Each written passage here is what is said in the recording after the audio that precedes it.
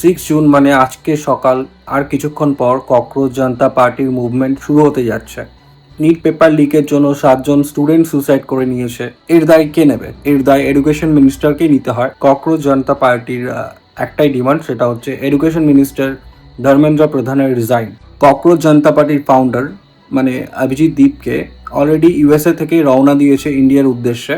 আজ সকাল 8টার সময় তিনি দিল্লি এয়ারপোর্টে নামবেন এবং তিনি সেখান থেকে পার্লামেন্ট পুলিশ স্টেশনে যাবে।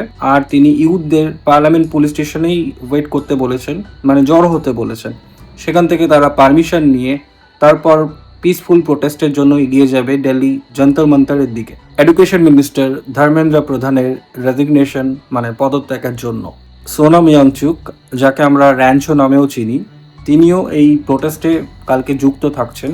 But education system, paper leak, corruption এগুলো নিয়ে যখন আমাদের দেশের মিডিয়ারা চুপ, তাহলে কাউকে না কাউকে তো হাতে দায়িত্ব তুলে নিতেই হবে, আর সেটাই হচ্ছে।